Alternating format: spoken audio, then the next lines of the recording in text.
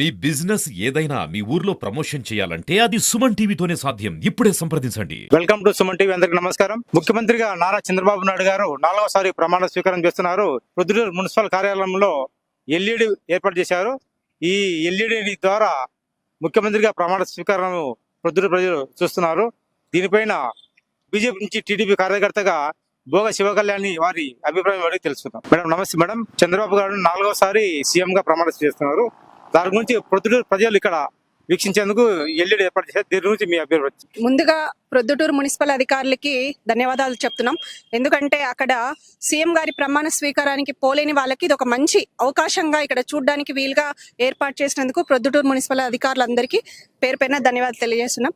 ఇకపోతే మనం ఈ రోజు చంద్రబాబు నాయుడు ప్రమాణ స్వీకారానికి వచ్చిన తర్వాత రాష్ట్రం అభివృద్ధి చెందుతుందని మేము భావిస్తున్నాం. ఈ గత 5 సంవత్సరాలుగా రాష్ట్రం ఎంతో వెనుకబడి ఉంది. ఒక ఉద్యోగాలు కానీ, నిరుద్యోగ ఉపాధి అవకాశాలు కానీ, అట్లా మహిళలకు కానీ ఏ విధంగానూ రాష్ట్రం అభివృద్ధి చెందలేదు. ఈ రోజు చంద్రబాబు నాయుడు గారు వచ్చిన తర్వాత ఖచ్చితంగా రాష్ట్రం అభివృద్ధి చెందుతుంది. అట్లా నిరుద్యోగులకు కూడా మంచి అవకాశాలు వస్తాయని మేము ఆశిస్తున్నాం. రాజకీయాలకు దూరంగా ఉండి ఇటీవల ఎన్నికలకు వచ్చి అకస్మాత్తుగా ఎవరు ఊహించిన రీతిలో పెద్దన్న గారు అంటే నంద్యాల వరదలారెడ్డి గారు అక్కడ మెజార్టీ గెలిచారు. దీనిపైన మీ అభిప్రాయం చెప్పండి. అంటే ఇన్నాళ్ళు దూరంగా ఉన్నారంటే ఈ ప్రొద్దుటూరు ఒక రౌడీయిజానికి, గుట్కా మట్కాయికి ఇవన్నీ అడ్డాగా మారిపోయింది. దాని నుంచి నంద్యాల వరదరాజులరెడ్డి గారు ఆ నిర్ణయం సడన్ గా తీసుకున్నారు. అంటే మన ప్రొద్దుటూరుని కాపాడుకోవాలనే ఉద్దేశంతో ఆయన మళ్ళీ ఎలక్షన్లోకి రావడం జరిగింది. వచ్చిన తర్వాత ప్రజలందరూ అఖండ మెజార్టీతో ఆయన గెలిపించడం జరిగింది. ఈ రోజు నంద్యాల వరదరాజులరెడ్డి గారు మా పెద్ద ఆయన ఈ రోజు ఈ ప్రొద్దుటూరుకి ఒక ముఖ్యమైన పెద్ద ఆయనగా మారుతారు. ఈ ప్రొద్దుటూరు చాలా అభివృద్ధి చెందుతుంది. ప్రొద్దుటూరులో ఎలాంటి అసాంఘిక శక్తులు ఉండవని, ప్రొద్దుటూరు స్వచ్ఛందంగా సిరిపురంగా మళ్ళీ పేరు ప్రసిద్ధులతో పొందుతుందని మేము ఈ సందర్భంగా తెలియజేసుకుంటాను. అంటే మీ దృష్టిలో ప్రొద్దుటూరుకి ఇంకా అభివృద్ధి ఏం చేయాల్సి ఉంటుంది? అభివృద్ధి అంటే ఇంత గత 4 ఏళ్ళుగా చెప్తున్నారు, రోడ్లు వేసాము అవి ఇవని ఏవో చెప్పారు. మాకైతే అక్కడ అభివృద్ధి అయితే కనిపించలేదు. అభివృద్ధి చెందడం అంటే ఏదో రోడ్లు వేసి డివైడర్లు కట్టి చెట్లు నాటితేనే అభివృద్ధి కాదు. ఇక్కడ ఉండే పరిశ్రమలకో ఇంకొకటో వస్త్ర వ్యాపారులకు కానీ పరిశ్రమలు రావడానికో, మహిళలు ఆర్థికంగా సామాజికంగా ముందుకు రావడానికి తోడ్పడాలి. ఇక్కడ ఉండే ఎమ్మెల్యేలుగా ఎవరైనా కూడా గత పాలకులు అది ఎవరూ చేయలేదు. మా పెద్ద ఆయన వచ్చిన తర్వాత ఇవన్నీ మేము జరుగుతాయని ఆశిస్తున్నాం. అంతేకాక ఈరోజు మా పెద్ద ఆయనకి మంత్రి పదవి వచ్చింటే చాలా బాగుండేది.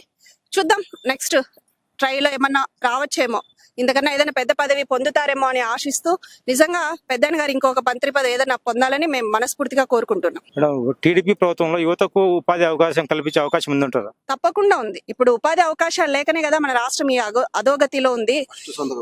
ఇప్పుడు ఫస్ట్ ఏమన్నారు, డిఎస్సి మీద చేస్తామన్నారు. ల్యాండ్ టైటిల్ యాక్ట్ రద్దు చేయడానికి ఫస్ట్ అసెంబ్లీలో అయిన తర్వాత ల్యాండ్ టైటిలింగ్ రద్దు చేయడం జరుగుతుందని చెప్పారు. ఇవన్నీ మంచి శుభపరిణామాలే కదా. డిఎస్సి మెగా డిఎస్సి అన్నారు.